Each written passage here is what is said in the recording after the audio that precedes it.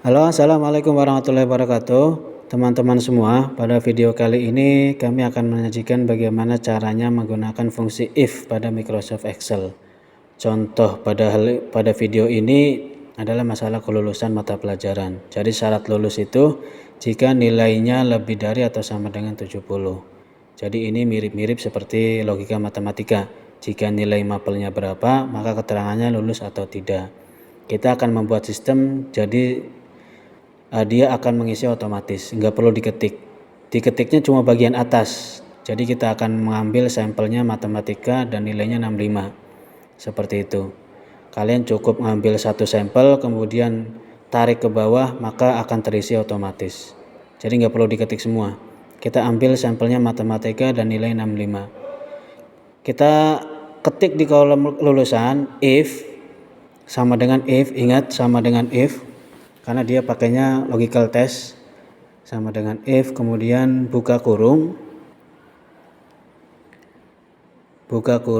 jadi kita pakainya if ya, ini fungsi if, penggunaan fungsi if. Itu ada logical test itu syaratnya nilainya lebih dari atau sama dengan 70 lulus. Nah kita ambil tuh syarat yang itu, lebih dari atau sama dengan 70.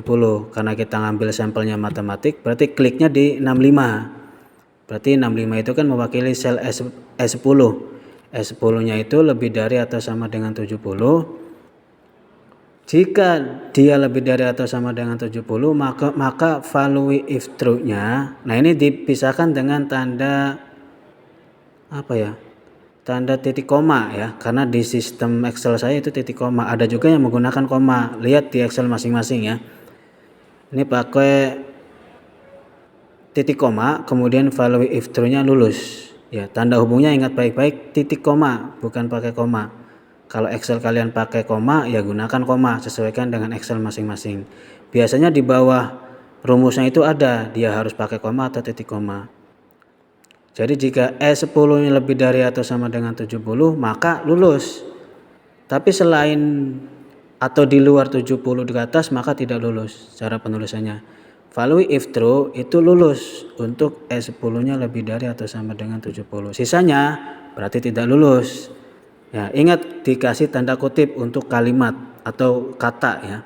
Ini kan lulus, tidak lulus kan kata. Harus dikasih tanda kutip. Kalau angka nggak perlu. Kemudian selalu diakhiri dengan tanda dalam kurung atau tutup kurung. Karena tadi membuka kurung, maka diakhiri dengan tutup kurung. Lihat baik-baik ya, sintak penggunaan rumus if-nya. Kita ngambil sampel satu saja, matematika dan 65. Nah ini tidak lulus untuk matematika karena nilainya 65. Nah ke bawahnya kalian nggak perlu ngetik lagi, tinggal tarik di ujungnya. Kemudian, nah ini dia. Akan lulus untuk fisika, bahasa Arab lulus, bahasa Inggris lulus, PPKN itu 64 tidak lulus, PJOK 70 lulus, tahfiznya 65 tidak lulus. Bandel ini siswanya ya. Oke, itu ya bagaimana cara penggunaan if. Nah selain tadi kan menggunakan sintak yang positif, artinya jika di atas 70 maka lulus. Nah rumus yang kedua, jadi pilihan yang kedua itu bisa menggunakan tanda atau kalimat negatif. Jadi jika kurang dari 70 maka tidak lulus, tapi sisanya lulus. Jadi ada dua pilihan, bisa pakai kalimat positif jika lebih dari 70 atau lebih maka lulus, bisa pakai kalimat negatif jika kurang dari 70 maka tidak lulus. Nah ini kita pakai pilihan yang kedua, jika E10-nya kurang dari 70.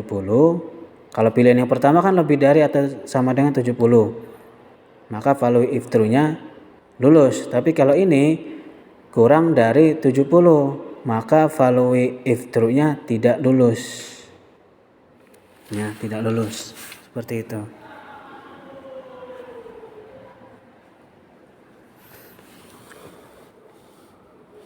Nah ini dia, tidak lulus. Jadi jika kurang dari 70 maka tidak lulus. Kita pakai kalimat negatif ya. Kalau tadi kan pakai kalimat positifnya, jika lebih dari 70 atau lebih maka lulus.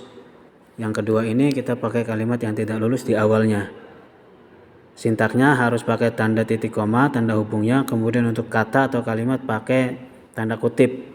diakhiri dengan tutup kurung. Selalu penulisannya seperti itu. Ya. Ini dia. Jika kurang dari 70 maka tidak lulus. Sisanya itu lulus. Ya, itu logical test karena kita sedang membahas fungsi if. Itu ada logical test. Nah, ini dia.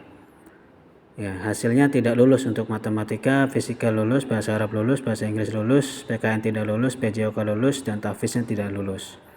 Itu ya, ada 2 cara untuk menyelesaikan masalah yang sederhana ini. Mungkin itu saja pada video kali ini, semoga bermanfaat dan pelajari lebih dalam, dicoba di rumah atau di sekolah. Sampai jumpa pada video selanjutnya. Terima kasih. Jangan lupa subscribe.